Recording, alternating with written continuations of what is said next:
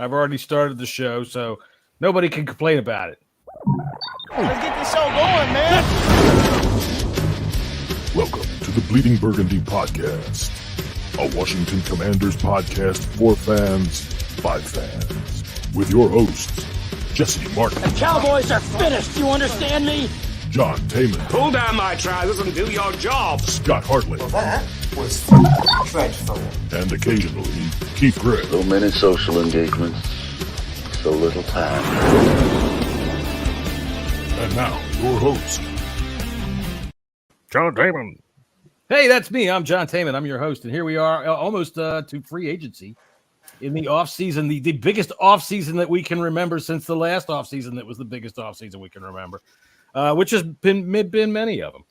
Let's see. What have we got to go on today? I will tell you this. I'm not my usual unprepared self. I am even less prepared than I usually am because I've had a very busy week and I haven't had much time to do anything. And I just looked up my free agents spreadsheet. And what do you know? It's not there where I thought it was, and I'm not going to go looking for it. You can see we are down a man tonight. Our friend Scotty, he's out on the road somewhere down in the middle of the UK. And I got video of him. We just picked it up of Scott trying to get home in his little tiny electric car.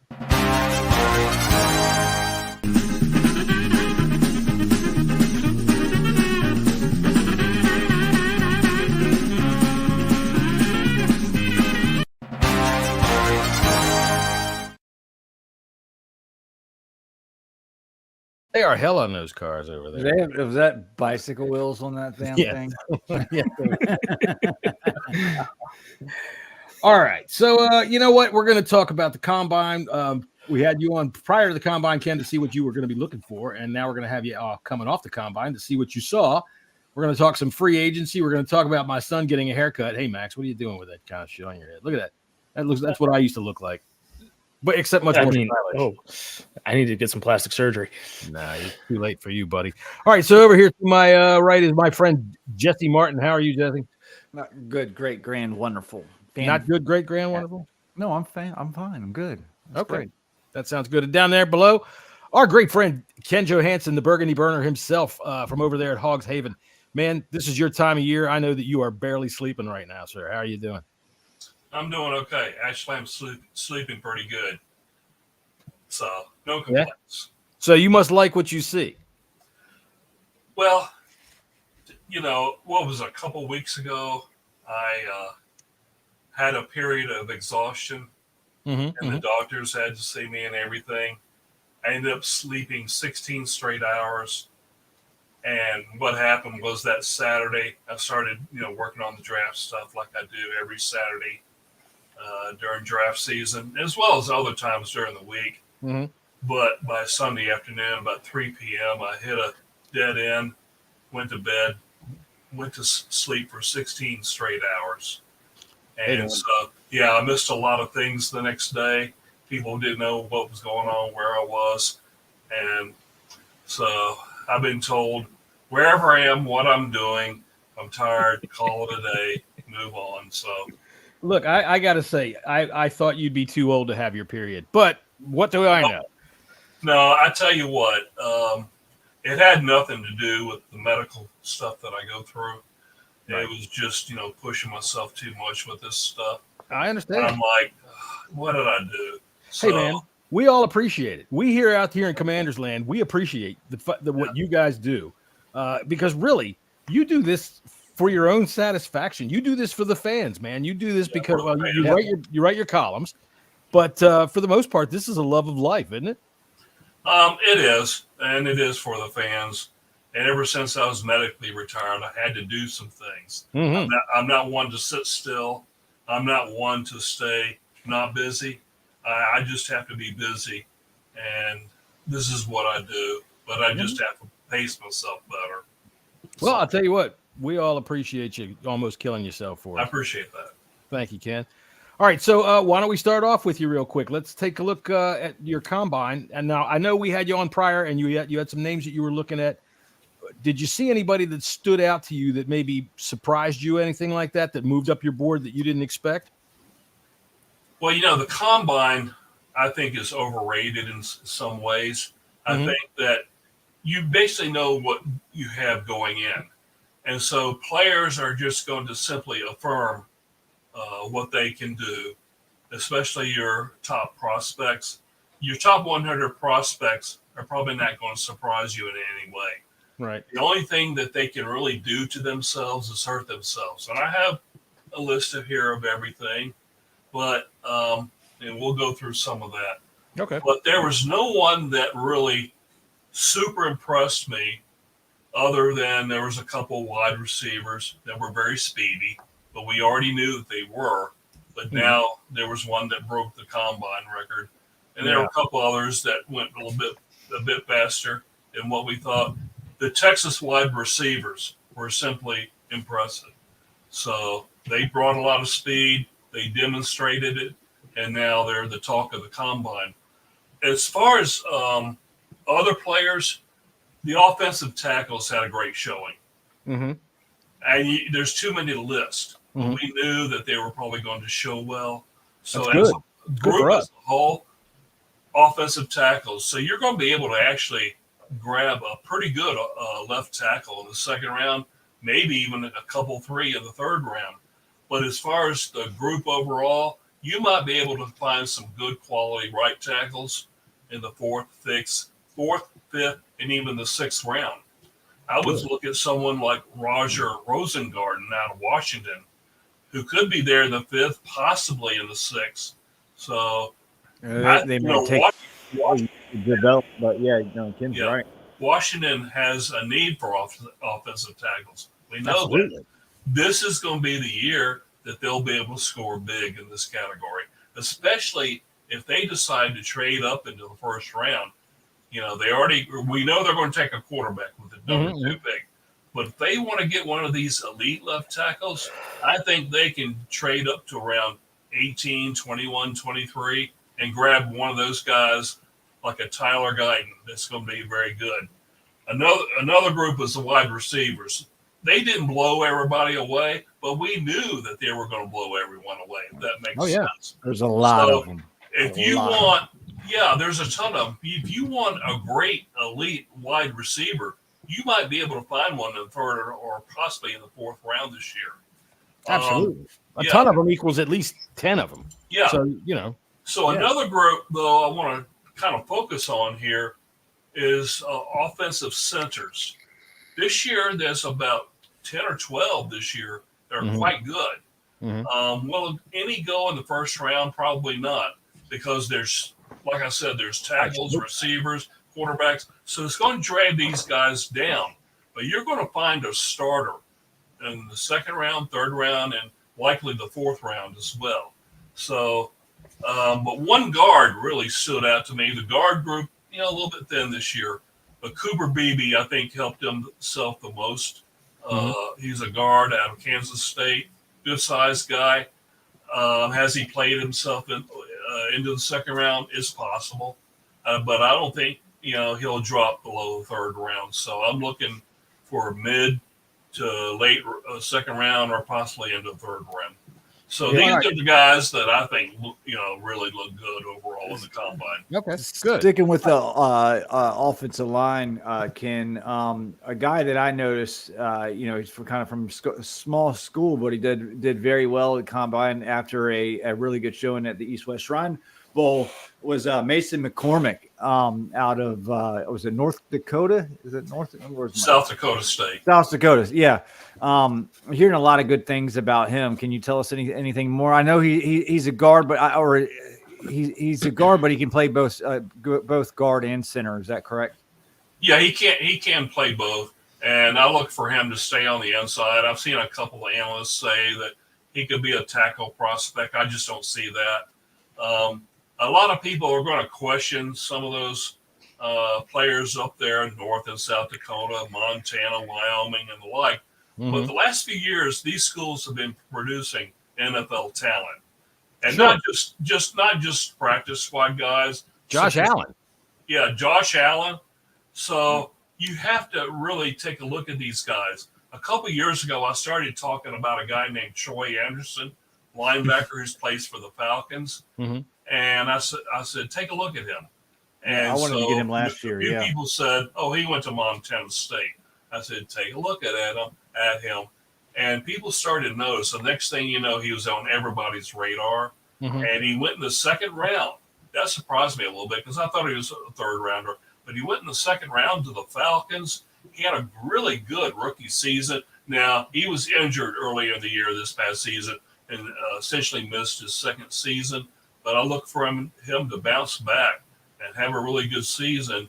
And after 4 years, if the Falcons don't retain him, he's going to command a pretty good price. I think he's a really good linebacker, and he did show that he's worthy of that second-round pick. So getting back to you, Jesse, about Mason McCormick, I think he's a very good prospect. I think he'll probably settle in at left or right guard. Either one, I think he's very good. He has the prototypical size that you look for in an NFL guard, has the height, the weight, the muscle frame, the bulk that you need to succeed. I think that if he's not a starter in his first season, maybe he becomes a starter as the season progresses. But I think he's definitely a starter by his second season. But I see him more of as a guard than a center at this point. But if the Commanders added him, let's say with that second, third round pick, that's a pretty good add at that point. Sure. Yeah, I mean, he but before the West Shrine Bowl, I mean, he was projected like 5th, 6th, possibly 7th round. But after that bowl game, that scouts saw that he can handle play with the big boys. He's starting to shoot up a little bit. So if we can get him with that pick 99 or possibly if he sneaks into the 4th round, I'd jump all over that in a second. Let me ask you this. Absolutely. Let me ask you this, Ken. Sam Hartman. Is this about the best looking quarterback you've ever seen at the combine? Well, according to Simone on social media, I mean, she's got the Simone. Okay, we got the Simone seal of approval. So, Simone Love, as she calls herself on Twitter. Yeah, if Simone sees this, Simone, I understand thoroughly. There's nothing wrong with looking at a young man or a young woman. I mean, I do that with young women, but I know that I'll never ever have a chance. And I'm thinking, don't say never. Not only that, we've seen guys run down the field with their dick hanging out. So Simone Let me tell you something. Get lucky. I'm 65 and not wealthy. If I'm wealthy, okay, maybe. But, maybe. For me personally, a 20-something, I don't have anything in common with them. So, give me a 50 or 60-something woman that, is really nice, sweet, nice looking. I'm going to be happy with that. But, but let me say this. Nothing wrong with looking. Nothing wrong with Simone doing that. Sam Hartman, though, as a prospect, he's maybe on a practice squad this year. Beyond that, he's going to really have to step it up. Otherwise, he's out of the league in 2 years. But in the meantime, ladies, have at it. I'm sure she's after him. Yeah. All right. So I got another guy I want to. Go ahead. Go ahead. Max has been sitting there so quiet, hanging out underneath that hair. And just one more, Max. I'm sorry. I'm listening. You're good. The comments are going buck wild with Max and his hair. I mean, people think that Scotty. They think Scotty got a damn toupee or something. It's not a toupee. Nope. Ken, and he lost some weight. Theo Johnson, tight end out of Penn State, is really starting to turn heads a little bit at the combine. Can you talk a little bit about him? Well, I think he has all the intangibles that you look for at a tight end at the next level. Is Simone approved? I think we have to check on that one. I'm not really sure. But, yeah, I mean, we're talking about a tight end. So, I mean, hey, I'm just saying. I couldn't resist, guys. I couldn't resist. I need a Harpo Marksborn in here somewhere. Anyway, all that aside, Theo Johnson is a good prospect. I think coming out of the combine, sometimes we tend to overrate players a little bit. I still see him as maybe slipping into the second round, possibly the third. But he's a pretty good player. At this point, I would put him over Jatavian Sanders. Now, Jatavian, wow, he had an okay combine, but I don't think he elevated himself, Andy. And like I said earlier, The combine is not really about elevating yourself from a third or fourth rounders to a first rounder. That doesn't happen. No. Except unless you're Bruce Allen, who falls in love and who falls in love with a guy that's a seventh rounder. Never mind that his knees have already blown out twice. Troy Apke, and goes up in the fourth round. You're not going to see teams do that nowadays. That guy could run.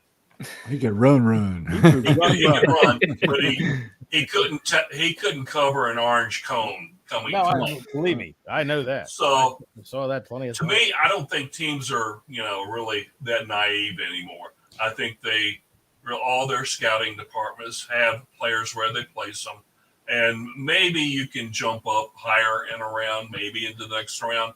Again, the combine is about maintaining who and what you are, but you can fall, and I do have a list because you asked for that. Yeah, I did. Here's a thought, just real quick. You know what, Max? Tell me, what did you see? I was impressed with Michael Penix Jr. for a couple of reasons. Number one, I thought he threw well. He did his drills well.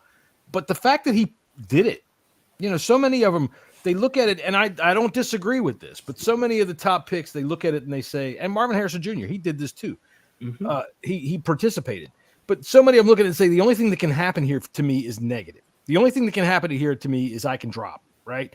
So I don't blame him for sitting down. But Penix went out there and did it, man, and I got to give him credit for being courageous. You know what's interesting about the combine? Sorry to interrupt you for a second. Did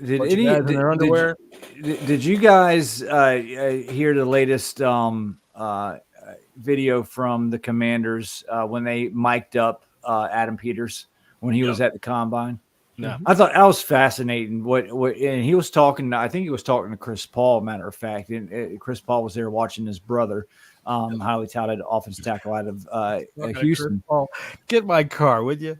But he was saying, "Get me some popcorn." Well, what I found really interesting, and this kind of goes on the correlation of these quarterbacks and some of these players not doing anything at the combine, that the combine is meant for people to climb up the ladder, and if you do bad, that's not necessarily going to really hurt you all that much, but it's for these players that. To try to wow somebody. That's what really the combine, the combine's all about. There's that, and I think that what they want to do also is put some measurables that are out there that are things that they can work on, because these are just young guys, man. They're 20 years old at the latest. A lot of them are kids, right? And their bodies are going to change. Still they're going to fill out. They're going to change a little bit, but they can put things on tape of their speed now. They can. They're Jesse, I'm going to disagree with you. Oh yeah, not because you bring up good points. You do. You bring up great points actually, but the combine has really changed over the last few years to the point where players can't really elevate themselves as much as we used to think.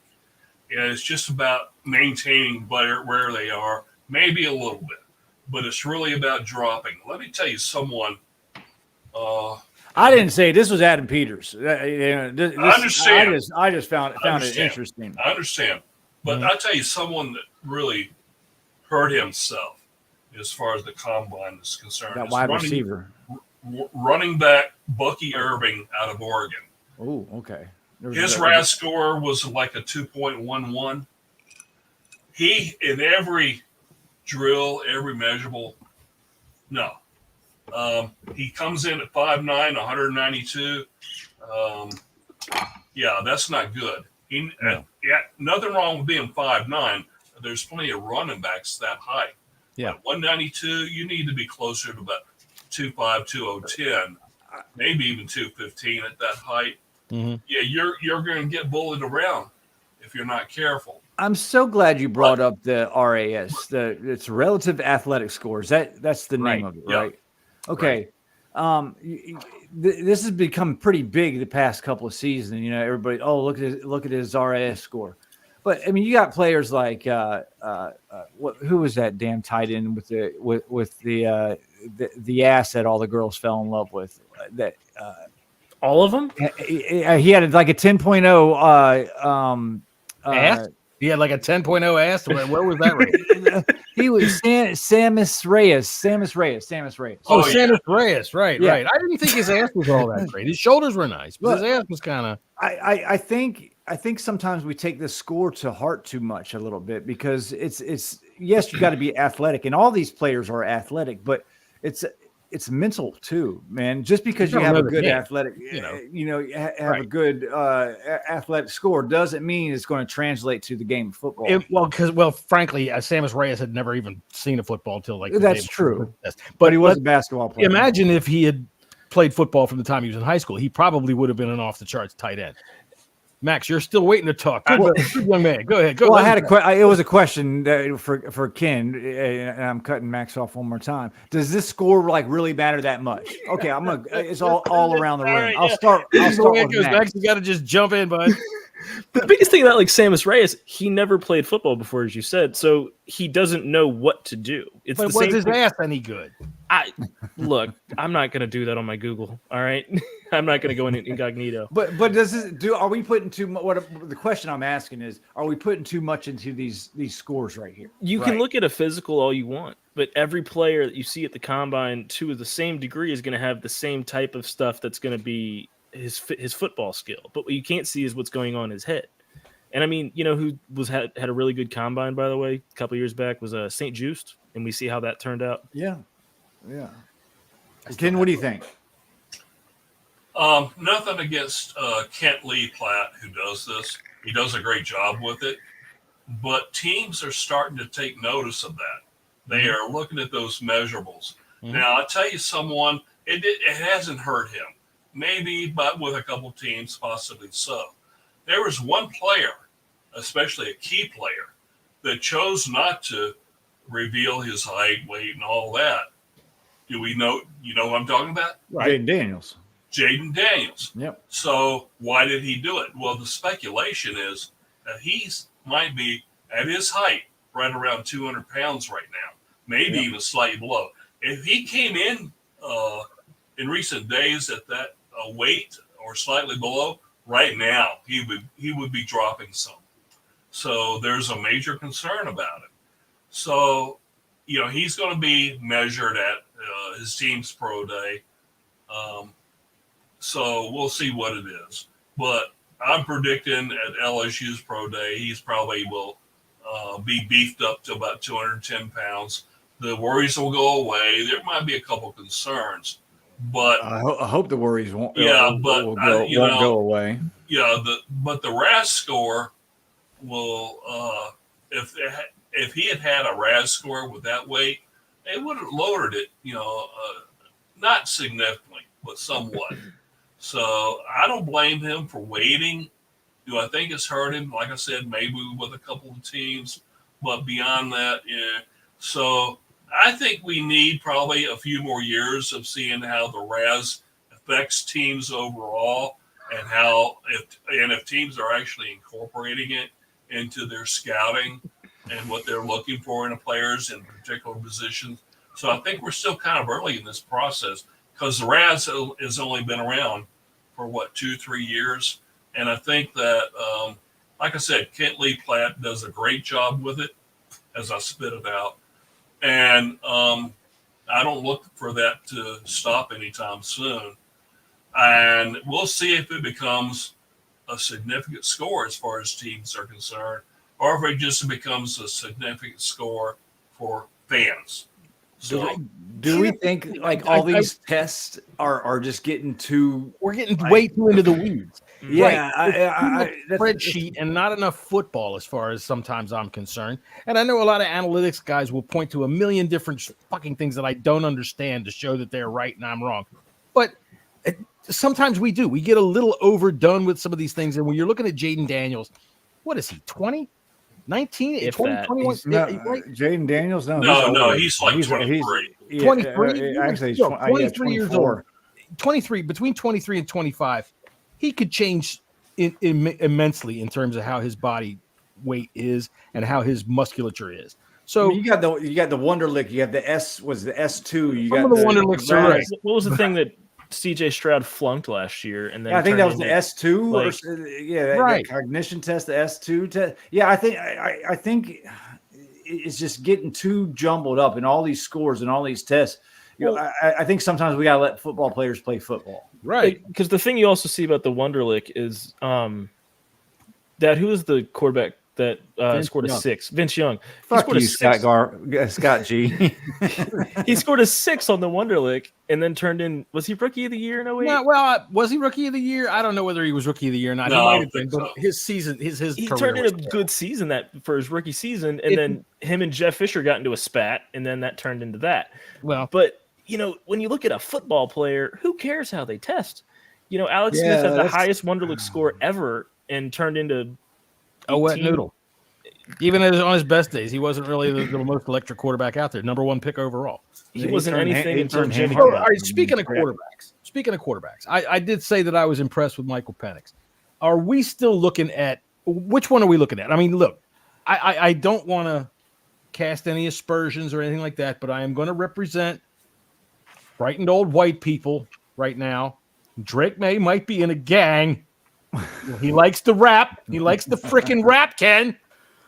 And I don't know if I can handle it. I mean, he's doing things like this with his fingers, and I'm scared of it, and I don't think I want to draft him. So look, wasn't even Drake May. No, I mean there's still 2 tiers of thing I've ever quarterbacks. seen is that There's the top 3. So which one do you like, Ken? We're coming down to the wire here. Who do you like? I'm neutral.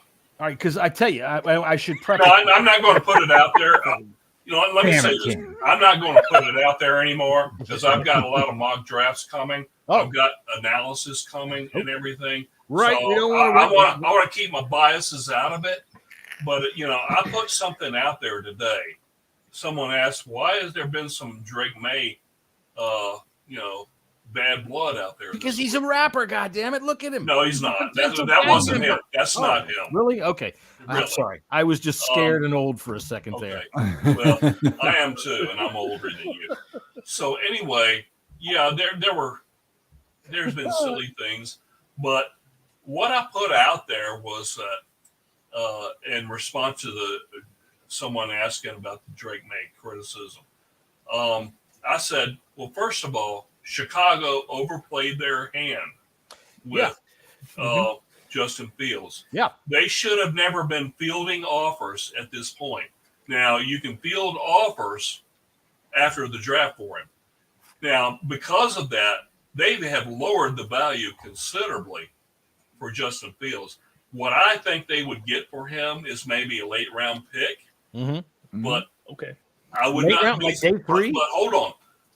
What I think could also happen, maybe there's swap the picks in the 6th or 7th round. Wow. That's how much they devalue him. But why not wait until after the draft? Maybe you get a little something for him then. Ladies and gentlemen. Yeah. So official hot take from Ken Johannsen. Ken, my thing about that is if you do wait until after the – I'm sorry. Hang on. Let me finish this point. No, go ahead. If you do wait till after the draft, if you're Chicago, that guarantees you're going to be getting a 6th, 7th of 2 years down the line. If you do it now, there is something where you could get – because all your cards aren't played yet. They still have one card, and that's – we don't know what they're going to do. They could – I mean – they could shock everybody. That's to me. That's their number.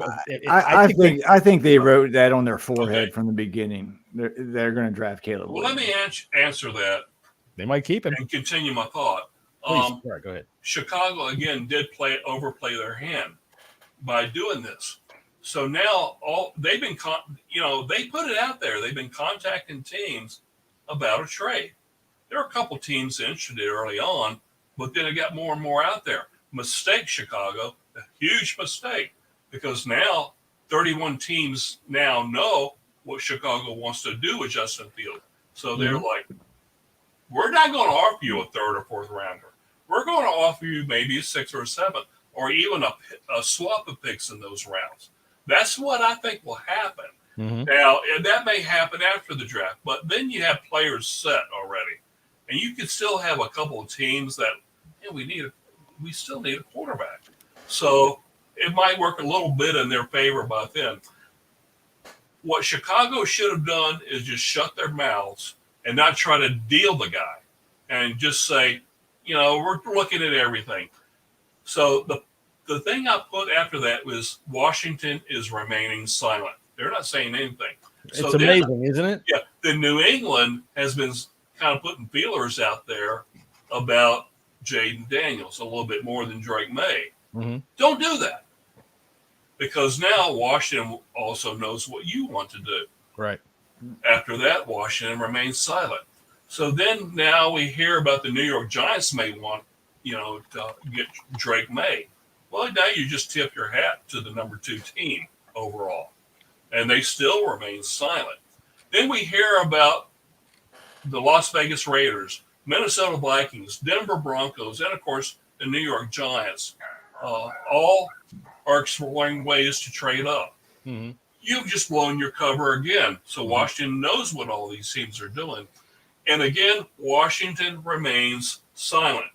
Washington now is in the best position of any team in this draft in the first round by not saying a single stinking word. And that's what they need to do until the night of the draft, until it comes up. Now, if they receive an offer that blows every offer that's ever become in the NFL, and then it's only dropping one spot, and they knew he's going to take Jaden Daniels, and let's say Drake May is their guy. I don't know who their guy is, to be honest. Well, Good.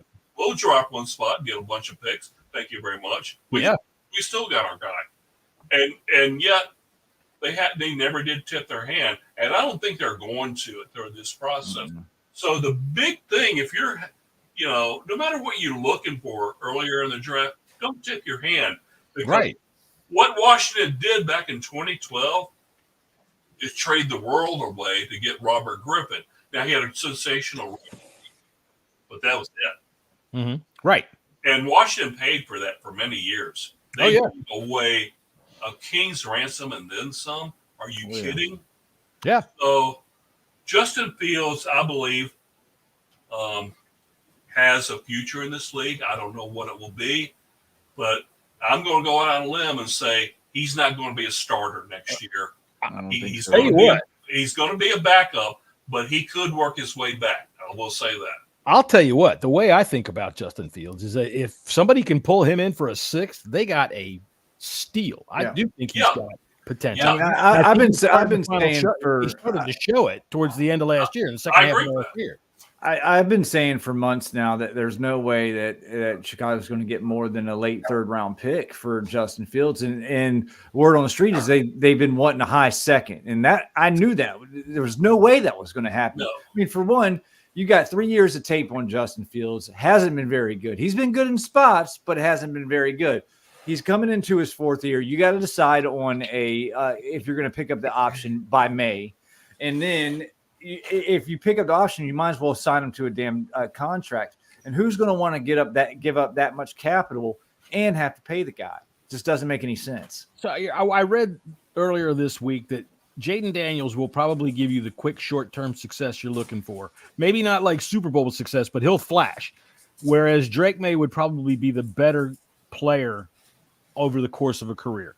And I'll tell you what, you want to talk to me about somebody like Deshaun Watson coming out of college as opposed to somebody like Joe Flacco and then look at their careers? Give me Joe Flacco every fucking day. Yeah. So anyway, go ahead, Max. Say something. Let people know that you're here. You're more please. He's more than you have the floor. Let him speak. When it comes to the quarterback, the one that really impressed me at the combine was JJ McCarthy. JJ McCarthy, I don't think he's a wild card. Pick. He is a wild card in this draft. And we talked about this a couple weeks ago, Ken. He's the wild card. Let's say. But one thing that I saw was fundamentally he was better than every other quarterback that participated. That isn't going against Caleb Williams or Jaden whatever his name is. Yeah, right. Play. But just from what I've seen, JJ McCarthy had a great team in college. Everything that he did in college, he didn't lose.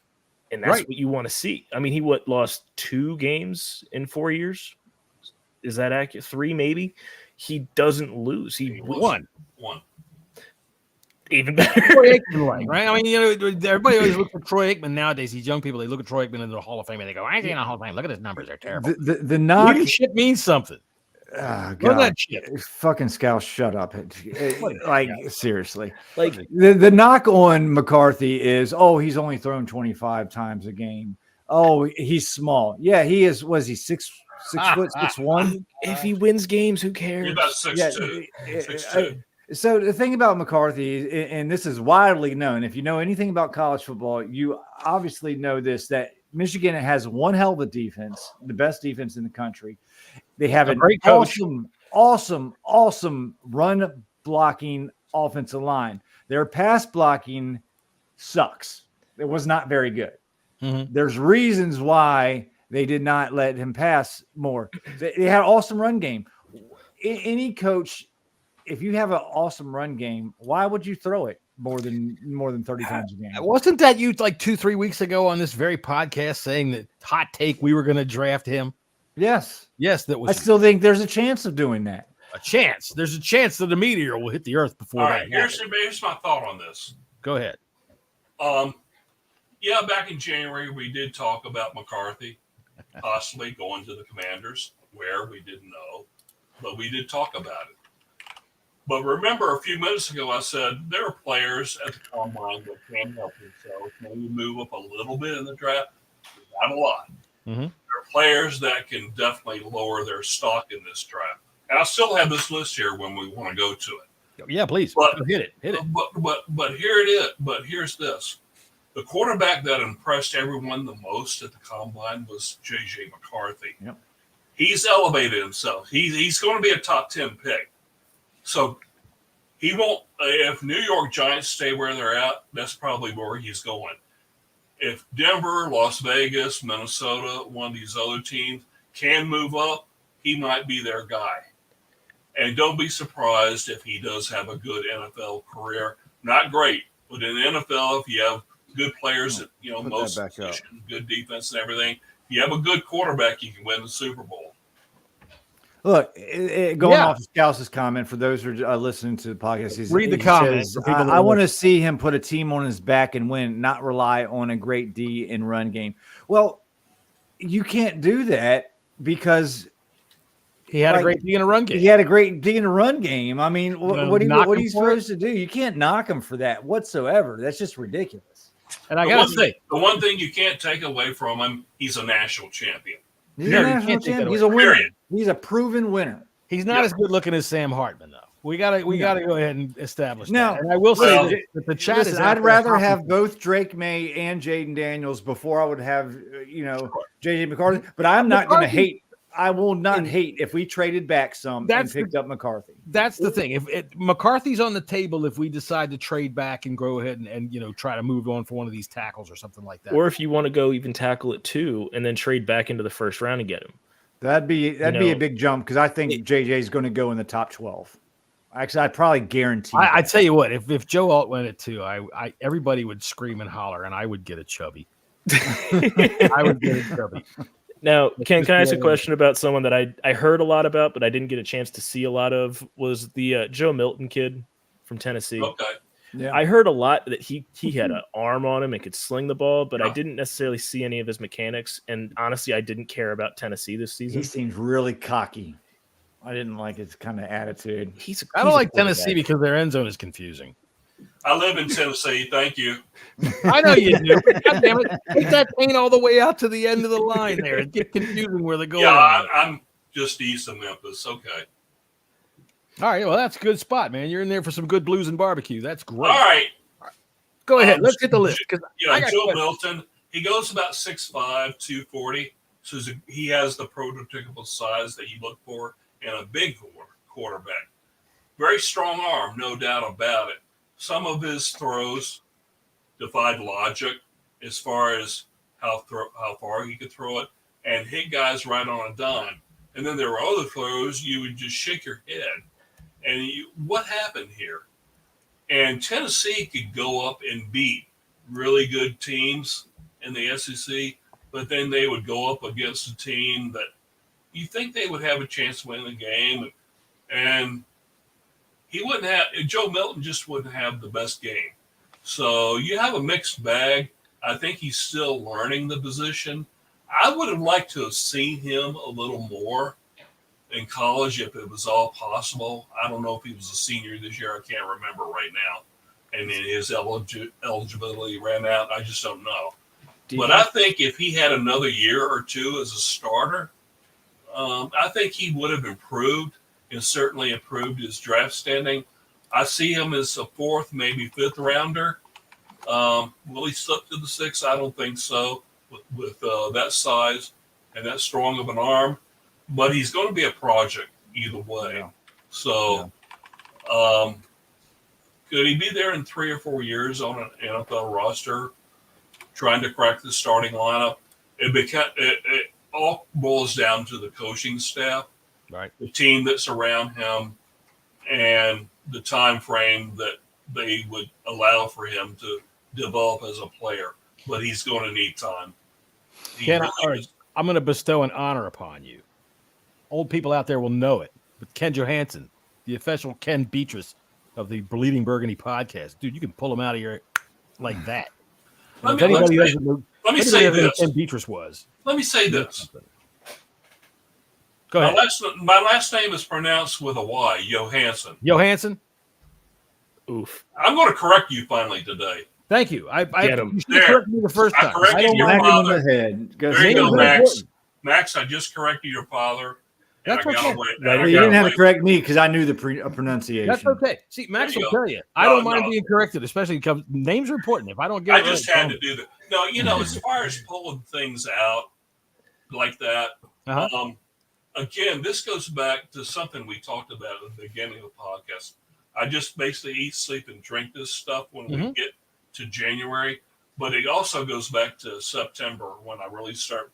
I don't watch specific players. I may make some notes about them during the game, but I'll watch on Saturdays starting in September at least 5 games on those Saturdays, and I'm making notes. And I don't know how many notebooks I fill up every year, but it's a lot. But what I will say is generally on Mondays and Tuesdays, what I try to do during the season like that is transfer everything to my computer. I'm writing it down and everything. That way I can throw the paper away at that point. So right now on my computer, there's a lot to see and a lot to look at.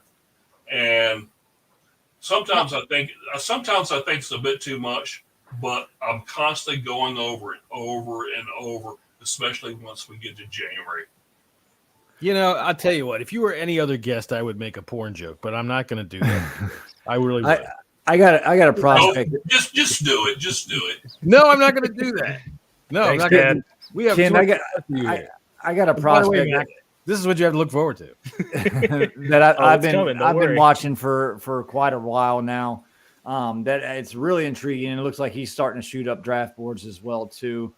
We know the linebacker class is pretty light this year.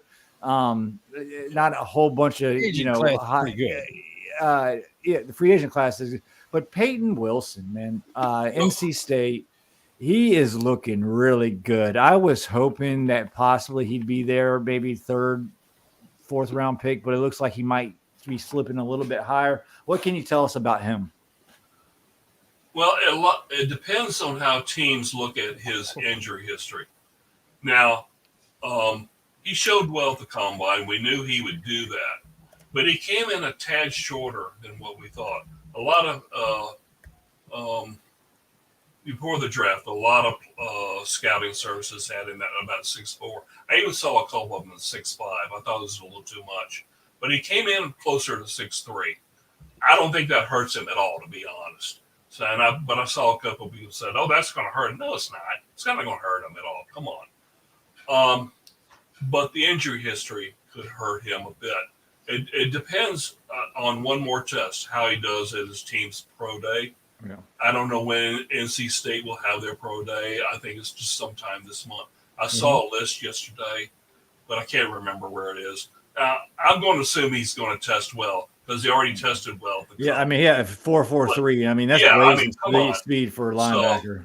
Shit, yeah. I think teams have enough film on him teams have enough measurables on him that at his pro day, I wouldn't be surprised if he, chooses not to do anything. Yeah. What I think he would do is interview with teams at that point.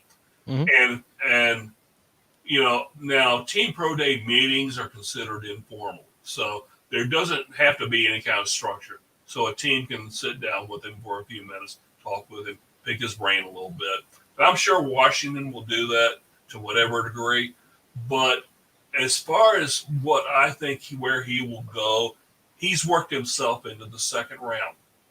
I said that on our draft podcast, that the Red Zone Lab that we're doing now on Sunday nights until the draft, and we all mentioned that, and I mentioned specifically that he has played his way into the second round. Yeah, I mean it's a good time, a good linebacker, because there's not really many in this class, and I wouldn't hate it, man. When you watch this kid, I mean, he's a tracker. He sees the ball and he's there, and he's got blinding speed for a linebacker. And if you pair him with a veteran in the middle and Jamin Davis, that'd be a lot of speed in the middle of the defense. Sure. And I think that'd be really, really exciting. And he seems like a Dan Quinn type of player. I mean, he plays with violence and he's fast. And man, every time I see him, I just like, God, I want this guy on my team. He got penalized once for having a straight razor on the field. So yeah, he does play violent. All right. I will say this: we're having a great discussion about rookies and whatnot. The free agency starts next week. Monday. The legal tampering period. Look, this is John Tamen's old man rant. Look, God damn it, just call it what it is. It's not legal tampering. It's just negotiation. Well, it's negotiation for players outside. You want to yell at real quick, players that have 4 years of experience. Now you got to get this Doesn't right. matter. Yeah. Anything less than that, you can't negotiate until fucking Wednesday. Until 2 years ago, you weren't allowed to do any of this shit, and then all of a sudden they said, "You know what? We can't stop any of them, so we'll just call it legal tampering." Okay, that's fine. Starts at 12, and suddenly there's contracts at 12:01. Yeah, right, exactly. Oh, we just agreed to a $95 million deal in 60 seconds. I think the best one of that was Hunter Henry. So who are we looking at? Who are we looking at here as what we're coming for? Now we just signed a free agent this week. We'd be remiss to not mention Zach Ertz and his wife Julie, who everybody thinks is so hot. But I'm okay. Yeah. I mean, what do you think, Ken? Is she hot? Yeah. Nice looking young woman. Nice. He says yes. Young woman. Ken said yes. That's me tripping over my tongue. Get my tongue. Yeah. That means yes. She's fucking hot. I was watching the clip from the U.S. Women's National Team this week where they're playing in a lake. That was perfect. I got my tang tongled there, so that's right. That's how it goes. But we had that happen this past week. Watch this. Scotty found himself in a gay bar. No, I didn't. No, no. There is. Yeah. No. I think and I saw Scott in the chat here. So what the hell are you doing, Gold Brick? There you go. I knew you were going to do something like that. I knew. That's the way it goes. We got people on the show that like that stuff. As far as who I think they could sign from other teams, I don't know. And it has been literally 4 years since I stopped making predictions about who they will sign from other teams. Now I'll focus on our own team. And the reason being is because it's almost impossible. I didn't see Zach Ertz as a possibility.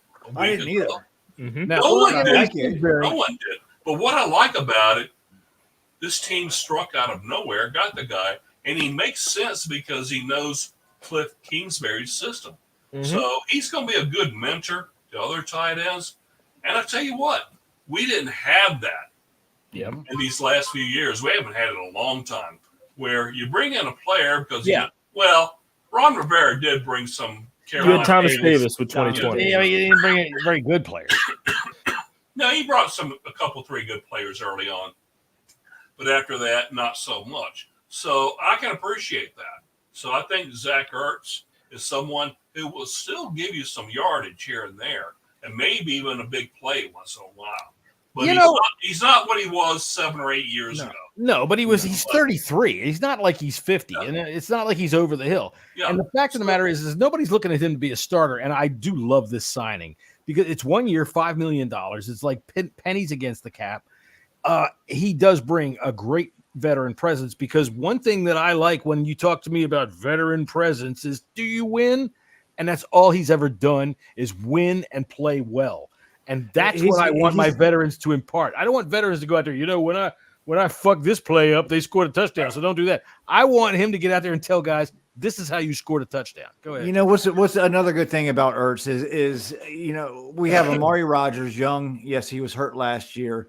And I have a feeling that we're going to get we're going to get a tight end in the draft. So he's going to be there to help mentor these young men and help, put them in the right direction. I think Amari Rodgers is going to be the starter next year, along with Ertz in our 2 tight end package.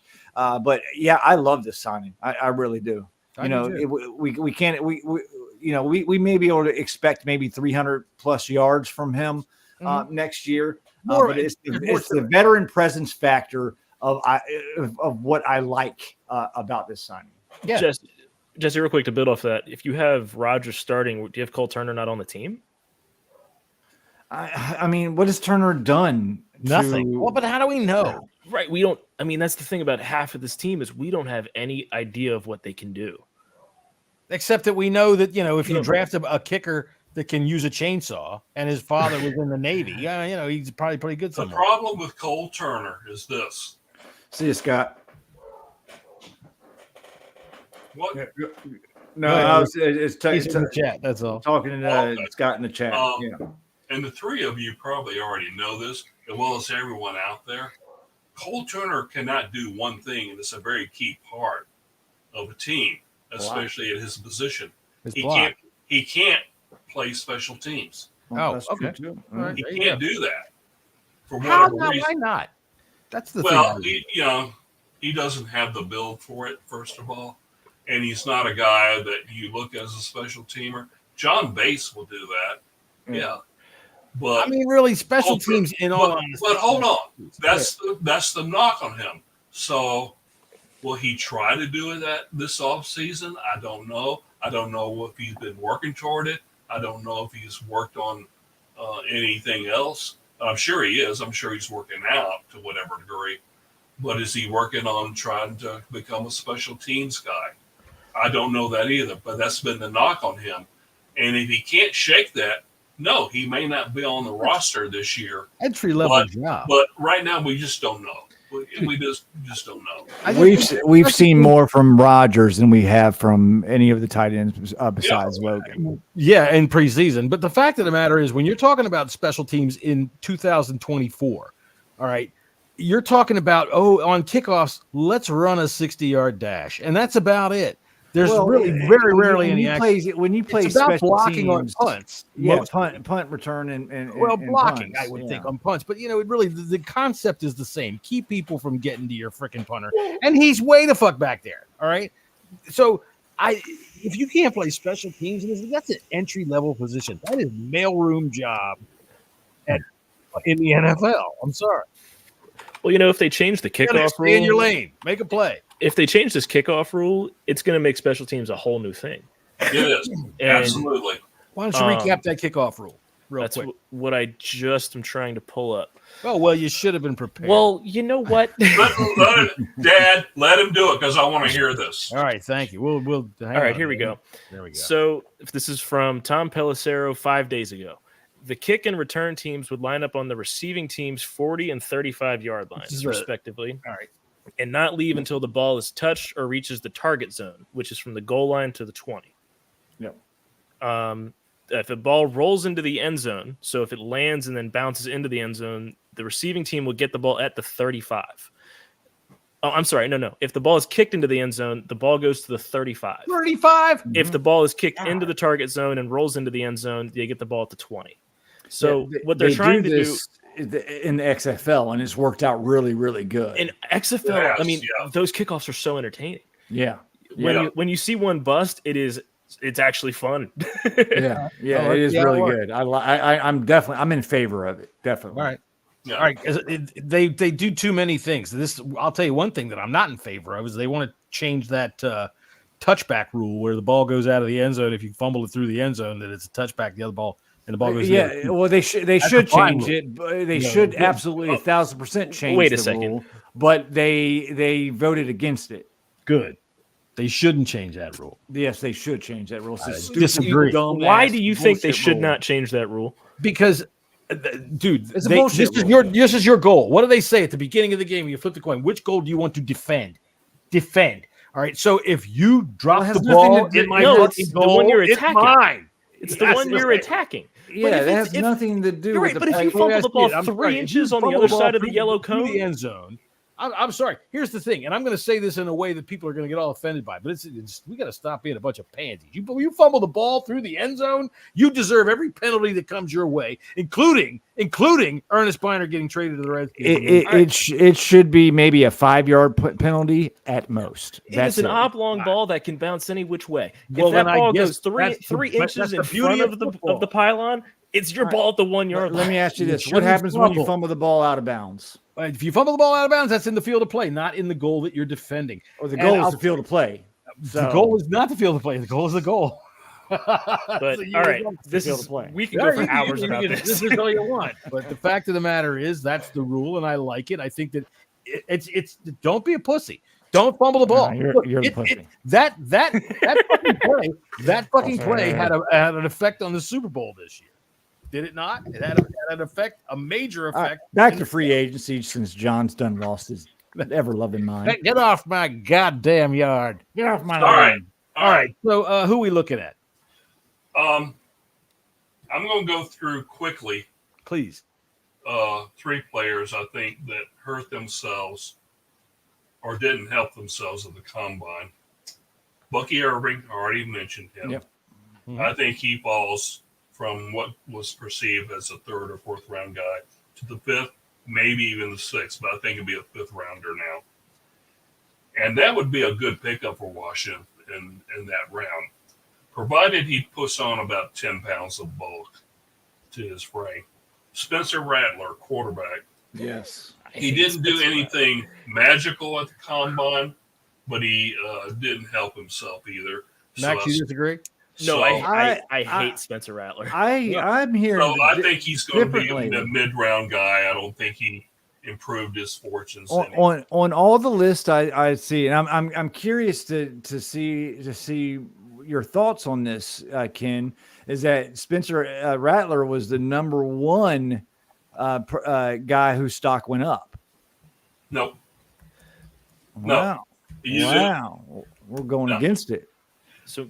I don't like Rattler at all. I think he's a punk ass and well, all that aside, he really didn't help himself at the combine, but he also didn't overly hurt himself. So what I'm saying, he's still probably going to be a mid-round pick. He could slide into the 3rd round. I can see that, but I kind of doubt it. So, but we'll see what happens on day 2 or 3 of the draft, so I could be wrong either way. A player I know that really hurt himself is Cameron Kinchin of Miami. Now, last fall, and watching him, I was impressed. I had him maybe. Oh, come on. Maybe. Oh, not you. I'm sorry. I'm talking to South. I should have done it his way. I'm talking to the chat over here. Sorry. We're going to turn this car around right now. I'm listening to you. I got to entertain our people over here that are chatting. Anyway, our chat is flying today. Oh, Lockhart. I see. Okay. Cameron Kinchin, though, last fall, the few times that I saw him, I thought 1st rounder. And that's what he was up until January. But there's a couple games, you kind of, hedge your bets a little bit. Right. But he had a horrible combine. No other way to put it. Slow, very slow. Measurables, everything. I'm not going to get all into it. So how do you explain something like that? The guy's a player, right? He came into the combine having put on enough good tape to be able to be okay. Some players play quick. Right. But they're not fast runners or something like that. Right. That's what I compare it to.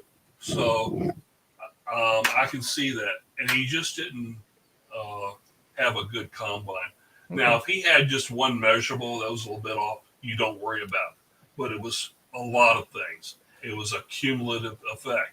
So I think now he's pushed himself down to the third or fourth round.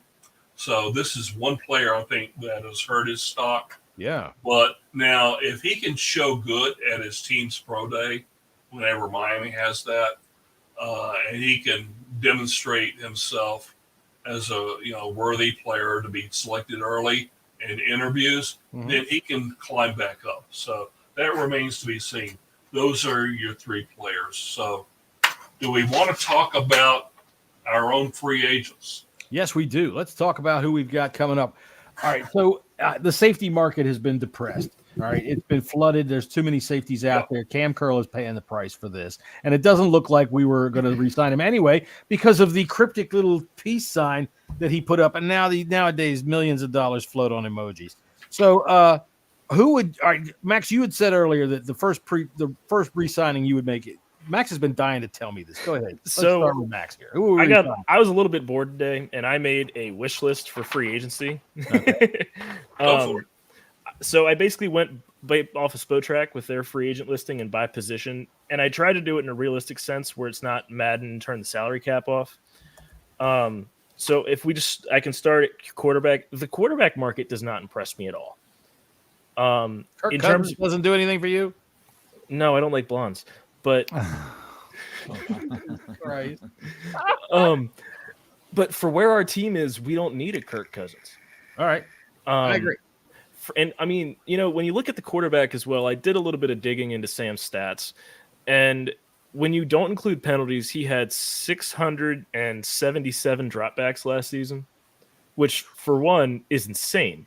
Yeah. And then you look at, he completed 63% of those passes, which again is only 388. Still, that's a lot of passes. He got intercepted 21 times. That's 3% of his pass attempts that aren't including penalties. That's insane just to think about that he only threw interception 3 times, like 3% of his passes, and he led the league. We aren't going to throw the ball that much again. I hope not. Yeah, I would hope not. I mean,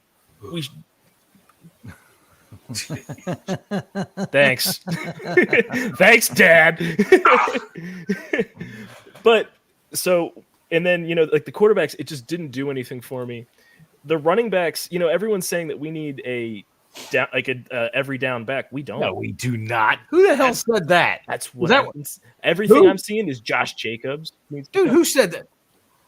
You got to stop listening to these people. Look, let me tell you something. You're youngest one on the show here. The fact of the matter is we still carry the Dan Snyder stigma, and every agent goes, the Commanders are very interested to try to drive up stock. Okay. So here's what I'm saying. Here's what I'm saying is, if we don't need an every down back, why not try and give down back DeAndre Swift? That's the one I'm liking. Yeah, I see, and listen, I wouldn't hate that, but I see more like a 5th or 6th rounder coming in here. I can see that. That change of pace type of back, because Rodriguez and Robinson are very similar. But yeah, I think there's some backs in this draft later on this draft that we could get that we could definitely, and Ken could probably dive into that a little bit more post draft. I think, but you can do it. That's true too. Yeah. But Robinson is our number one. Not only that, anybody telling you different just needs to go Rodriguez smack themselves. At the end of the year last year, I started because you guys, anybody that's been listening to the show all season long last year and everything like that, you heard us talking about this. Rodriguez always seemed to me, and our running backs in general seem to be kind of lacking in the ability to see that second level, that second cut that breaks them free from those linebackers, because we got a lot of. Could it be the offensive line? I don't know. We got in a lot of scrums where we were able to move the pile and get the ball down to the second level. Yeah, occasionally that's true. But they would duck in. You'd see Robinson. That's a maul, not a scrum. Whatever you want to call it. The fact of the matter is, at the end of the year, I started to see Rodriguez see those gaps and see those holes that were the second level holes, those real quick shoot offs. Instead of sticking his head down and getting into that, what did you call it? A maul. Instead of getting into the maul and shoving forward, which we did quite well. I always liked our offensive line for doing that. But hitting that outside and getting past it and just getting out there one-on-one with a safety or a cornerback, that I started to see out of Rodriguez. And I agree. A late round pick on it. I don't want to see any running backs in free agency. We can get speed late and even after the draft. You're talking about a third round back. So who else, Max? Go ahead. And then, moving on from running backs, just because, like I said, it's just not a lot for what we need. Running for receivers, my biggest thing for a re-sign is Curtis Samuel. Absolutely. Of course, yeah. Curtis Samuel was our clutchest receiver last year, which is saying something because he was on a contract year. And the fact that he's not re-signed at this point, what are we doing? I don't know. Yeah, Ken, have you heard anything? Have they talked to him? Well, I'm going to listen to Max's list here because I like a lot of what he's saying. Then I'm going to go through mine, and I think we'll see some complementary stuff here and a couple slight differences. Yeah, I'm big on the re-sign Curtis Samuel train. Me too. So for wide receivers especially, it was, as I was looking down, if we can't get Curtis Samuel, a good comp in my mind, at least for him, is Darnell Mooney. Sure. In terms of production and in terms of what you're going to get out of him in terms of cap, it's a similar receiver. I think you can get more out of Curtis Samuel though, just because he's got the running aspect to his game. Yeah. Right. Yeah. That's one of the biggest things that sets Curtis Samuel apart from most receivers in this league is the fact that he can line up in the backfield. He can be on a jet. He can do basically anything. Yeah. And Mooney is really only going to be your receiver. You know, before they traded for DJ Moore, he was that receiver one, and he was pretty good at it. Okay, he had spurts. He had spurts, but that whole team had He spurts. didn't have very good quarterback play either. Right. That's true, but he always looking at that team. He struck me as a downfield guy. When you look at the Darnell Mooney, the biggest game that sits to me is the awful 12-7 game we played them on Thursday night. Yeah. I forgot about that one because of the blowout that they smacked on us last year. Well, when they played us when we beat them 12-7, St. Ghost knocked the ball out of his hands at the goal line, which was probably the only play he's made in the pros. But he torched us that game. He did.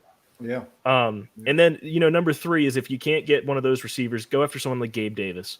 Get a big body, get someone who can get a catch in traffic. Week. Yeah, I said that. I mentioned Gabe Davis last week. I tell you what, man, I like Pittman out of Indianapolis. He got the tag. Yeah, he got the tag. Yeah.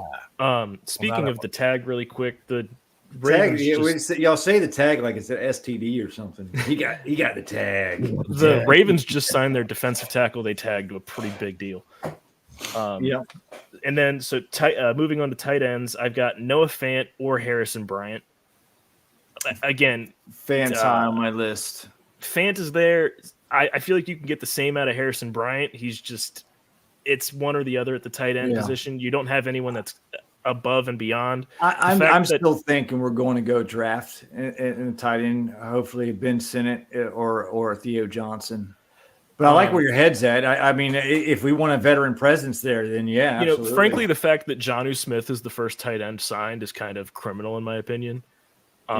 I was high on Jonnu Smith 3 years ago when the Patriots signed him, and since then he has done nothing. Yeah. Tackle, I kind of was building on how Ken said that, the tackles in the draft are incredibly deep because the free agency class isn't. Jonah Williams is the best option. Oof, don't even like him. Exactly. Jonah Williams is nothing. Not even good. Let me ask you this.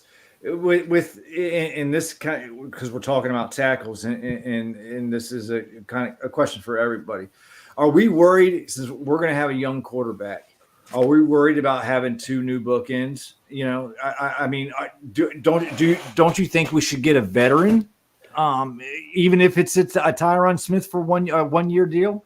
No, Tyron Smith. No, you can't rely on his health. He's 33, and I don't think he's played a full season in 8 years. I think it's risky, very, very risky if we're going to have, because Wiley's got to be moved inside. That's the only, he's not going to be, he can't be put on that field again as a right tackle. I just find it hard to, you have a young quarterback, rookie quarterback coming in here under center, unless they sit said rookie, and bring in a veteran to start for a year, having 2 bookends on the offensive line starting with a rookie quarterback. That makes me a little bit nervous. I'm not as concerned as you are. Anyway. In terms of guards, I didn't really Ken just said, fuck you. You don't know what you're talking about. No. Guards, I didn't like a lot of people, but at the same time, I'm thinking, if you move Wiley inside, you got to see what he can do. You've got Cosme. Center, on the other hand, there's Connor Williams from the Jets. I'm sorry, he's from Miami. And I really like Connor Williams. Yeah. Williams and then Cushenberry. Yeah. I just like the name Cushenberry. If we can get him, I'm buying his jersey. That's the one I've been talking about to many people that I think Washington might actually pursue. I think there's two offensive linemen. Lloyd Cushenberry is, I think, a very real possibility because Denver is, they're having to nurse that cap right now. And I think they let Cushenberry walk. So I think that's a distinct possibility. Another one I would look at, and they're a little bit tight on the cap too. And right now, it doesn't look like they're going to re-sign him. And that is guard Robert Hunt of the Miami Dolphins. Yeah. A really good guard that can come in and start right away. The Dolphins are benefiting a lot of people. Yeah. So those are two players that I would look at for Washington as possibilities. I'm not saying it's going to happen, but possibilities. The one offensive lineman that I want to keep where he is right now is Sam Cosmi at right guard. I think he did great. And if we're talking about Wiley, all right, so they already bit the bullet. Now, granted, cutting Nick Gates didn't cost us jack shit, which was nice. Wiley, I don't know what our numbers are if we can manage to get rid of him, but the only place to hide him now is left guard. Can't get rid of Wiley. Yeah, so the only place you're going to put him is left guard, or you're going to have him as a backup. And what are you going to do then with Lucas? He's going to start. He's going to start. I know. He's going to be our starting right tackle. But he's going to be our start left guard. Do you have anybody else? On the offensive side, I do not. Defense? Defense, I do. If you want to go over offense, you can. If you want to, I can go through mine. Okay. Defense for me is where it gets a little bit more interesting because, again, at the defensive end or edge position, I couldn't really find. I spent a long time putting Chase Young on this list. I couldn't get my head around the $13.5 million cap number. Yeah, that for me, that's too high for him. The one that I put down was AJ Epineza, just because he has the potential. He had it. He lost it a little bit. He had 2 high sack seasons, but his first year and last year he was hurt. If he can piece together a full season, he can do it. It's just he's got to rotate. He's going to be a rotational piece with our young pieces. That's the same thing I had at defensive tackle. I had Neville Gallimore from Dallas just because of the Dan Quinn connection, and I just remember watching him specifically destroy us in the Taylor Heineke game, as well as Tim Settle. Tim Settle I really liked out of Virginia Tech. He played well here, and then we let him go to Buffalo. He was mid-tier in Buffalo, kind of what he was here, and he's out there again. If we can get him on a veteran cheap contract just to rotate in, it's a decent piece. He's a good rotational player. Linebackers and secondaries where I'm really excited because there are so many big names. In terms of a middle linebacker, because I was thinking about it today, on our defense under contract right now, there's 4 starters that come back from last year. Oh, I was going to say 4 starting linebackers. I'm like, no, of the starting 11 we have, I think we have 4 starters. Okay. And that is Forrest, Jamin Davis, Allen, and Payne. Everyone else is either gone or can be replaced. Forbes is going to be a starter. Forbes and Martin, I would say. Quan wasn't a starter, though.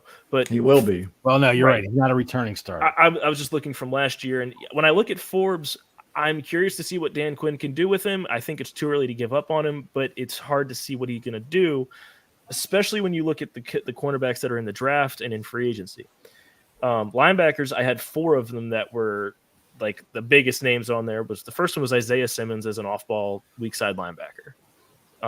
Isaiah Simmons, if you remember when he came out of college from Clemson, played every position on the defensive side of the ball his last year, which is versatility you have never seen before.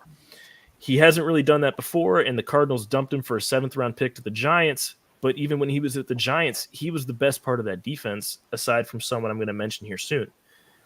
Kenneth Murray, who is the 3-4 inside linebacker for the Chargers. Kenneth Murray is someone I loved coming out of Oklahoma, and he was a tackling machine for the Chargers. He doesn't really do anything in terms of the zone coverage that you would expect from a middle linebacker. But again, as that strong side or weak side linebacker, you can make deal, especially if you can get Devin White to be that middle linebacker. Devin White is out there. He's 25. He's a Todd Bowles trained middle linebacker. That's exactly what you want. And if you can't get him, there's Patrick Queen. Queen's my number 1. Queen doesn't call plays. I mean, I like Queen a lot, but Devin White's only 25. Devin White's 25. Man, that right there would be a freaking birthday present. Just because Queen hasn't called plays doesn't mean he can't call plays. No, I get it, but I'd rather, if we're looking at a middle linebacker or somebody like that, Jamin Davis, I don't think is going to be able to do that, and I think Jamin Davis should be better off turned loose as either a roamer or a go after the quarterback. He's an assassin. Sick him. Go get him. Jamin Davis is going to be either your strong or your weak side linebacker. It's just going to be – he's not going to be a middle linebacker. We discovered that his first preseason. He just can't. Yeah, he's going to probably be on the weak side. There's a player that we had who had the green dot this past year, Cody Barton. So don't give me the green dot stuff, okay? I'm not worried about that either. A player can actually learn green dot pretty quickly. Okay. Yeah. So, I remember going back to high school, we had a guy that was a freshman that was going to be our green dot. And everybody's like, and his first two or three practices, we were like, what is going on? The coaching staff has to be crazy. By the time the season started, he was the starter. He was solid, and he did a great job, a freshman. So the green dot has always been a little bit overrated. Yeah, I agree. Well, I agree. Are you through, Max? I've got 8 more. Okay.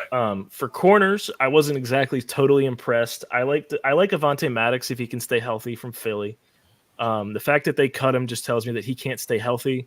But if you can stay healthy, he's a CB1 and he wins. Another one is Stephon Gilmore. He's got old. Yeah. He's old, but he's another Dan Quinn. He might not even. Dallas. He's going to have shoulder surgery. But you don't need him to be your starter. You can sign Stephon Gilmore, have him be a nickel or a dime back. I saw him last week here at our assisted living facility. By the way, when Ken wore the green dot, when Ken talked about the green dot when he played, it looked like this, the helmet that he had to wear. You're halfway through that season, they invented face masks. But damn, Ken, you have from my permission to smack my son. And then safeties, I'm in love with the safety class. I had 6 of them that I kind of liked. One of the big ones that you can't really have as a starter, but we kind of need to bring back is Jeremy Reeves. Yeah. Absolutely. I like the guy as a person, but you don't have. He was all pro first team safety. Excuse me. You don't lose that in free agent. I mean, look at Matthew Slater. Matthew Slater did nothing for them on offense, and he's going to be in the Hall of Fame. At the strong safety, you've got Xavier McKinney, Chauncey Gardner-Johnson, and Cam Curl. If you don't get any of them, because Cam Curl's not going to get the deal that he wants. No. But if you can get Xavier McKinney, okay. If you can get C.J. Gardner-Johnson, that's great, even better. Yeah. At the free safety, I like Terrell Edmonds. Terrell Edmonds, he's always just been around the ball his entire career. He was traded in the Kevin Byard trade from Tennessee. That trade never really worked out. They played better as a defense with Edmonds. But the biggest one for me is Justin Simmons. Yeah. Justin Simmons is 30 years old. Yeah. The biggest thing about him, I forget our GM's name, Adam Peters. He was in Denver when they drafted Justin Simmons. And I saw this stat that in the last 8 years since Justin Simmons has been in the league, no one else has more interceptions than him. There you go. That's not something. I'm a big Justin Simmons fan. Big. He's going to demand a lot of money. He's worth it. And if you can get him to be your free safety, in my head, that kind of turns, what are you going to do with Derek Forrest? Is Derek Forrest capable of playing the strong safety? What are you going to do there? But Ken? Don't be surprised this year if Derek Forrest is the starting strong safety. I always thought he was better suited at strong safety anyway. Do you remember the Jacksonville game almost, a year and a half ago? Not last year. We were there. We were all there. Yeah. What position did he play that day out of necessity? Yeah. Strong safety. Look at that game. Yeah, a hell of a game, too. He's better as a strong safety than a free safety. Guess who goes back to free safety at that point and will do a great job? You'd either put Reeves out there. Quan Martin. Yeah, Quan Martin. And you have your starters right there. Okay? So I'm just going to leave that out there. Can I go through my list quickly now? Are you through, Max? That was everything I had. Okay. I'm going to focus on our own free agents quickly here. Antonio Gibson, I believe you should keep him. Great third down back. I believe this staff will know how to use him properly. And ever since he came out of the University of Memphis, this team has not used him properly, to be honest. And he's good in that role that he had at Memphis, and it could be duplicated next year.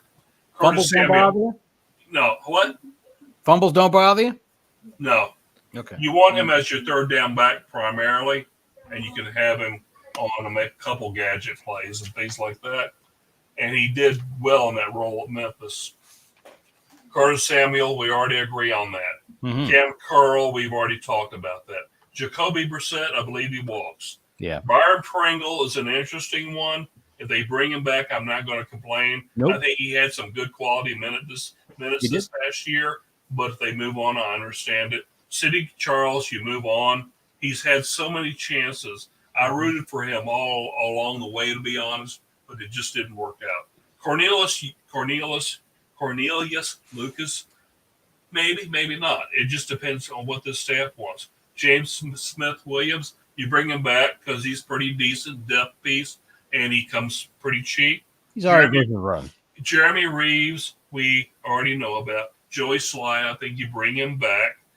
Khalid Hudson is a player I believe you bring back. He'll be inexpensive, and he's provided Washington with some good quality minutes this past season. Guys, you move on.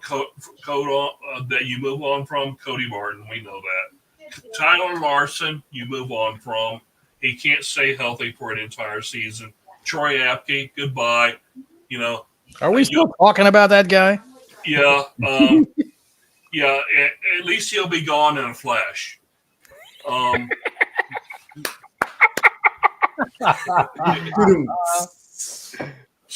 Anyway, Jabril Cox.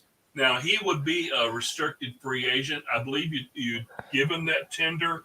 Let's see what he has. But if he can't prove himself in training camp, you get rid of him. Yeah. Effie Obata, I believe you bring him back. He's a good depth piece. Coming off a broken leg, though. Huh? Coming off a broken leg late in the season. Yeah, I know that. But let's see what he can do. Anyway, but I saved this one for last of our free agents, and that's Kendall Fuller. We need to talk about him for a couple months.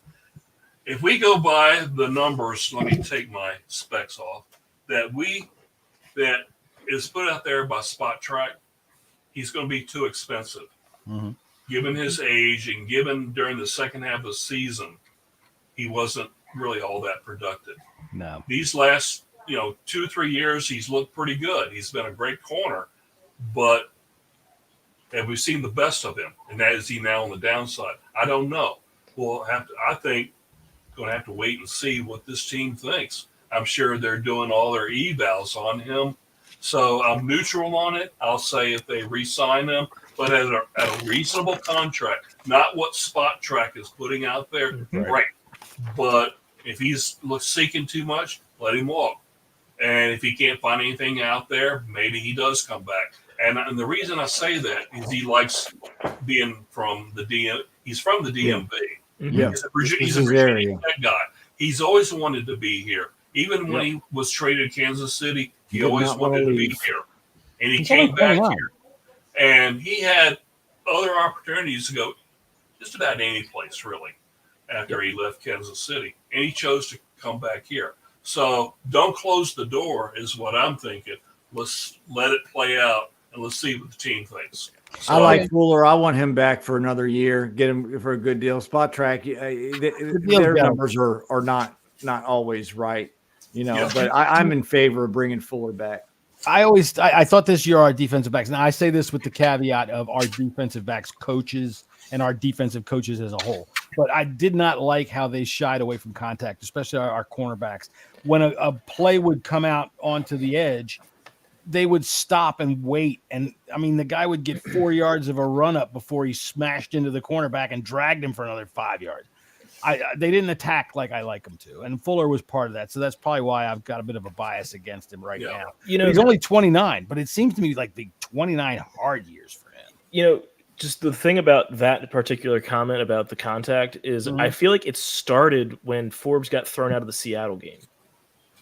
After, Okay. because Valid. before that, I don't necessarily remember it like per se, but it feels like you noticed it a lot more after that. Yeah. And I think they wanted to shy away from it because honestly, Forbes should never have been thrown out of that game. No, he shouldn't have. That was terrible.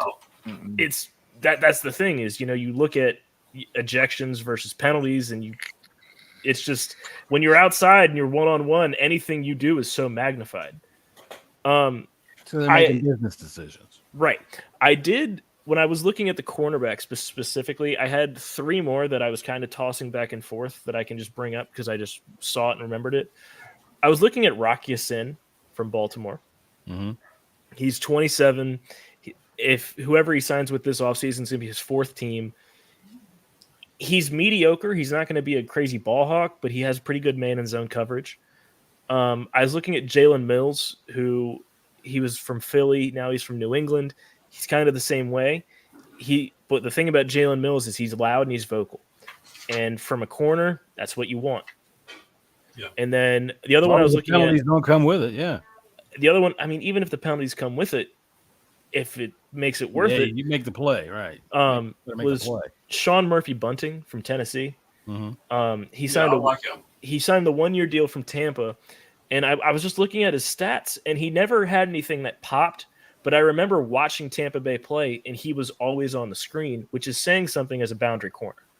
Yeah. I do remember watching his arm break on national television, but that's aside the fact. Yeah, that was pretty nasty there. Yeah, it was. Antoine Winfield is an interesting name. Speaking, he's of tagged as well. He's tagged.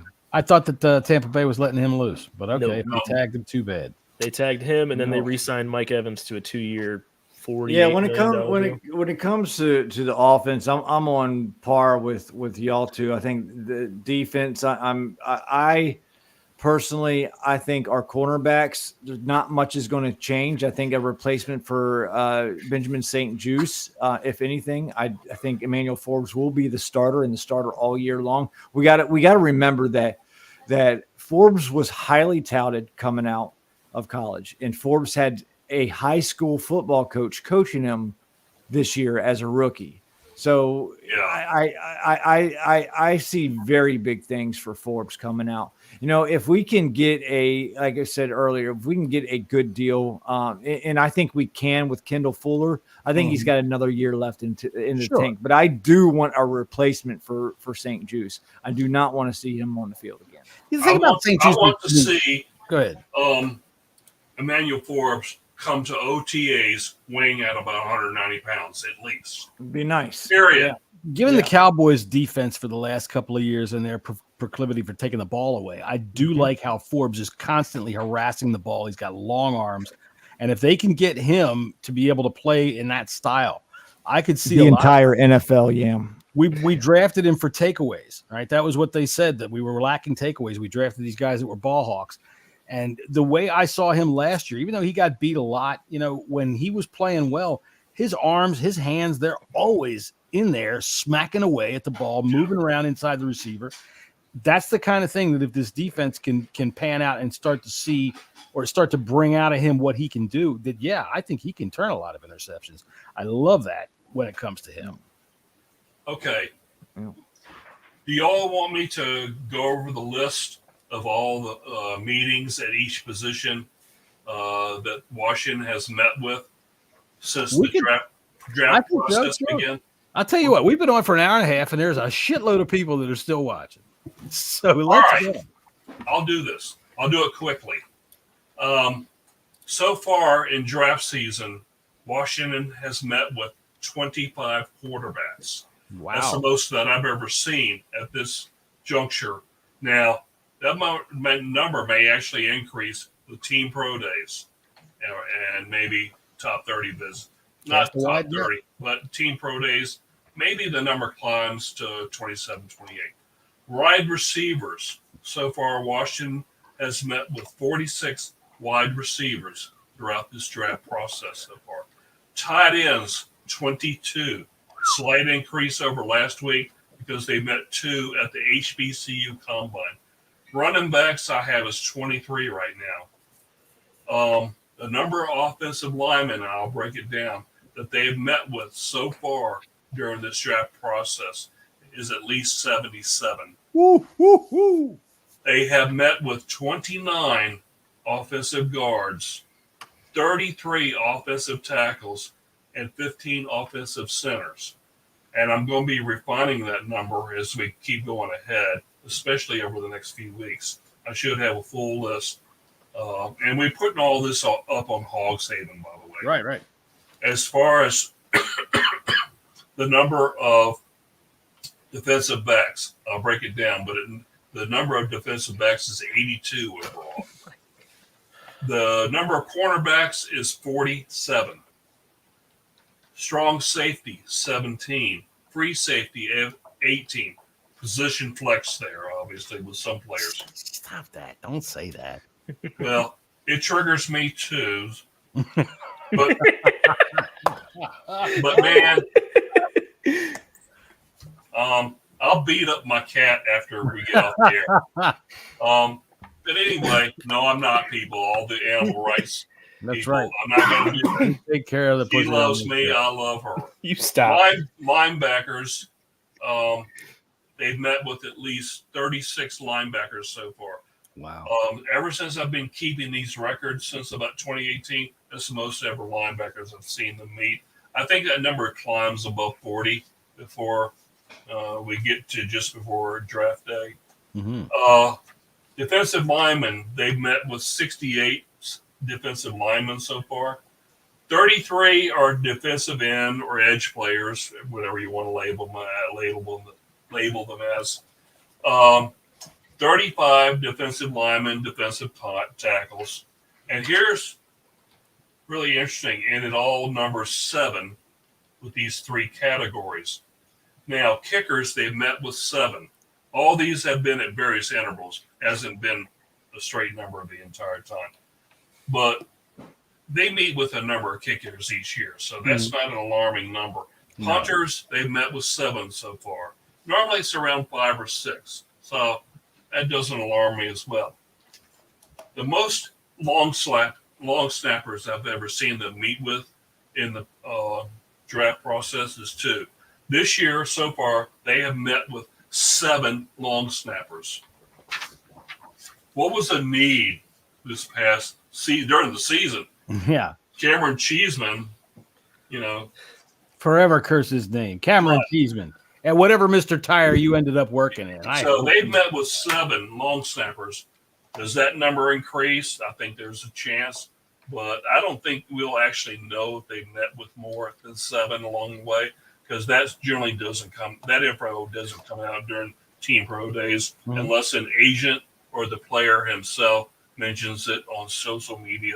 So I don't look for that number to increase, but there's a chance it could. So that's a total. But right now they've met with at least 402 players. Now, the question, how does that compare to other teams? Do you know? So that's the same. Okay. So, yeah. This is pretty typical. The only reason I had, when I first started doing this in 2018, I accidentally stumbled across something. I'm not going to say what it is, but what I found out is they meet with a lot of players. Because it used to be, we'd only find out about 25, 30, 35 players. Right. And it was mostly combine stuff or at the Senior Bowl or whatever bowl. And a little bit, with team pro days and top 30 visit. So there wasn't much out there. So in 2018, I accidentally stumbled across this. And next thing you know, I had about 150 players listed. I said, wow, this is interesting. I didn't put it out there because I wasn't sure. Next year, I tried it again. It was about 180. So now, all of a sudden, when I looked at it after the draft, a lot of it was confirmed. So last year was the biggest year as far as the numbers I had. It was about 320. This year, I've been, like you said, working extremely hard at it. Right. And this is the number I have so far. I really think that I am missing a few from the HBCU Combine because I have 13 players from that. I'm just looking at the list here. And I'm pretty sure they met with at least 25 to 28 players there. But I just don't have the information, so I'm not going to put it out there. As far as the Combine, those numbers are going to start filtering in the next probably 10 15 days and beyond. The team pro days has already started, actually. You know, we know that they have met with, not met, but they have had scouts and team personnel at 3 yesterday. One of that I know of today, but I'll update that tonight. So I would say they've already been at 5, 6, 7 pro days, and that number will increase. So I'm going to try to find out who they met with there. So when the process is over, I really think they're probably going to end up meeting with about 425 to 435 players overall. To boil it down to 7, to 10. Let's keep in mind they're going to draft 9 players, at least right now. That's the number. And they're probably now this year, being that there's going to be quite a roster turnover, it wouldn't be surprising to see them sign 15 or 16 undrafted free agents. Sure. And how many players will they invite to rookie camp? You know, because they do invite a handful each year. So I could see maybe, 10 to 14 players there. One of them might get signed, but none of them may get signed. So that accounts for some of the numbers. But you know what? I would say that they already have their list pared down to who they want as far as the draft board. I'm sure they're still formulating. They probably have their list pared down right now to somewhere around 290 to 330 players, and that list will continue to narrow down. Yeah. So there's a lot of work that scouts do. Yeah. So when I learned that Roger Terry, one of our scouts, was at the Hula Bowl, I can't remember the other one. With his Jimmy name. Lemon. Huh? Jimmy Lemon. No. Joe Watermelon. No. All right. You stop it. And John Shipskizzer Buzzy wasn't there either. But Bobby, what? I have to put this down before John, I have him. I can come back as quick as you. Just keep that in mind because we're in the same age group. That's right. But what I'm saying is that, you carry it well. They have so many players, so many scouts and team personnel at these things. They have it covered. And so for me to come up here and say to you, and I'll say it again on Sunday night on the Red Zone Lab podcast, is that we've met with so many players so far, but their list has already been narrowed down. Okay. So some of these players just don't matter anymore. Right. Now, these players, their lives matter. They wanted an NFL career. Sure. But let's face it, there's 600 to 700 players right now that are trying to impress coaches out there. And there's not going to be 600 or 700 players from this process that are going to be on team rosters.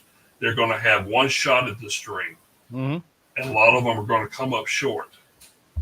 And frankly, a lot of them, their lives are really kind of resting on what we're saying here on this podcast. Well, absolutely. But the thing of it is, in going through this process this year, I've been more in tune to that. I'm like, in previous years, these have been names. These have been players that I've looked at their measurables. I've been looking at what their strengths and weaknesses are. Right. And I have been doing that this year, no doubt about it. But the more and more I've been thinking this year, these are human beings. These are guys that have a dream. These are guys that are putting it all out there. And they're going to come away disappointed. Most of them are going to be disappointed, but they're going to be like, okay, I need to get on with the rest of my life. Some of them become coaches. And, some of those guys will actually end up being coaches in the NFL to whatever degree. How many head coaches end up being head coaches in the NFL that never played in the NFL and they're really good at it? Was Mike McDaniel ever played in the NFL? Yeah. No. Let me look at McVay. Yeah.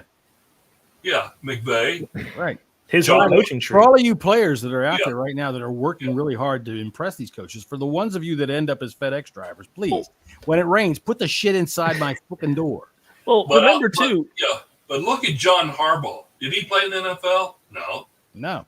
Of course not. His brother did. Okay, whoop-de-doo. But he did. He's coached his team to a Super Bowl victory and came darn close to, being back there again. But You could say he should have been in 2 if Cundiff didn't miss that ball by 40 Yeah, yards. exactly. I mean, you can go through what if every scenario, but the bottom line is, well, I tell you what, the current Washington head coach, did he play in the NFL? No. So, and he's a darn good coach. Sure. He played D3 college football, actually. Yeah. He played at Salisbury State. Not exactly a pipeline to the NFL, okay? I want a Salisbury steak. I ain't had one of them in years. Well, you ain't had one of them in a while because you stopped eating like a child. I've been thinking about the personal lives of these guys a little more this year than not. But you know what? If you're a college athlete, you're a competitive person, you're going to do well in life. So keep moving forward. Mm-hmm. The NFL dream will be over. And for all these young men, you got a good life ahead of you. Sure. You really do. Sure. So make the best of it with whatever you do. For those of you who get your dream, give it 100% and don't stop.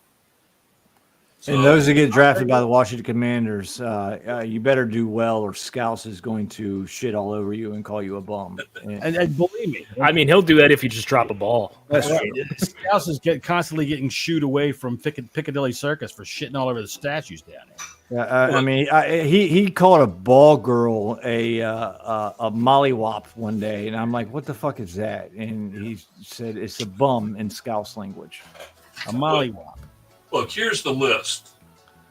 These are just numbers, but these are young men. So that's true. They're young men, and they're going to be out there doing their best to try to get there.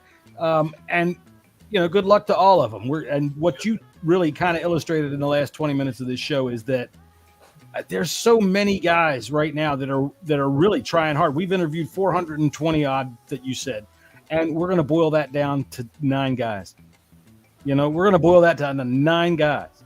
And so, I think a lot of times when we're sitting here watching the draft and we're going, make your pick. We know who you should pick. Well, no shit, we know who you should pick because none of us do your job, and that's why it's easy for us. So we don't factor all that in, and that's why we're glad that Ken Johannsen comes out here and joins us on the Bleeding Burgundy podcast and graces us with his presence. And I'm not kidding, man. Yeah. You put Hey, Ken, he got it right this time. I believe me. And I talked too much today. I wanted to great. This was our only our record breaking longest podcast we've ever done. It's not only that, dude. I'm telling you, there's more people on here right now than there were a half an hour ago watching us. That's true. So people are interested in what's going on and what you've got to say, and I've been fascinated this entire podcast. Honest to God, I've been so busy lately this year. I don't know a lot of what you guys were talking about, and you and Max gave me a good education, at least to be able to give me names to look at on the draft so I could look at people that I know and say, see, I knew about that guy. You have an awesome son. You really He's do. all right. Yeah, he's pretty good. No, he's that's pretty me. awesome. I like him. I think he does well. He's an awesome son. All right. No Scouts. I said, Molly Wolf. I bet you could understand that, right? Yeah. I don't know. All I know, last thing I remember about Scouts is that Andy had him in a what was it? Looked like a convalescent home's freaking day room, gay bar. So it was like Friday night, men's night. I don't know, whatever was going on in that one, but that was a damn good podcast, as was this. For all of you that stayed with us this entire time, thank you very much. This was a very good show. I had a great time listening to you guys. Ken, I appreciate it.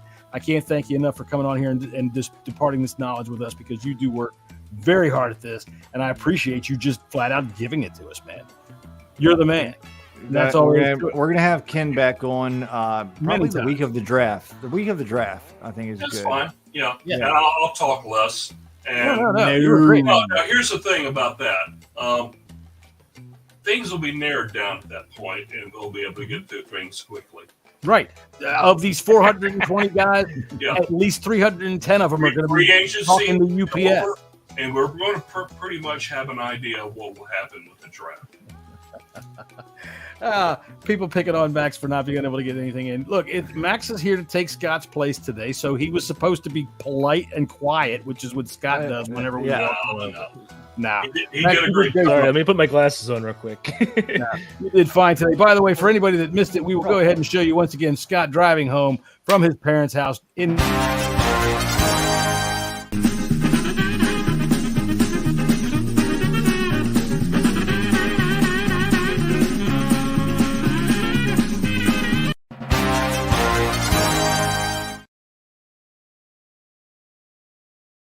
a little long. I don't know why that one runs a little long, but there we go. That's Scott driving home in his little electric car. And I did see him on the chat here, so maybe he was hanging around one of those power stations, charging that thing and talking with us while he was there. I guess we'll be on next week to talk about free agents because we'll have, I'm sure, a few signings to discuss. Oh, yeah. Week Free 1. agent frenzy. Yeah, man. All right, so we might even have an emergency pod next week, so stay tuned and everybody pay attention to your social media because that's where we'll be telling you about all of it. Thanks for everybody, and we'll see you again next time. Oh, by the way, hit the like buttons and tell all your friends, tell your parents, tell your sister-in-law to pay attention to this show. Hey, Dad. Subscribe, hit the bell.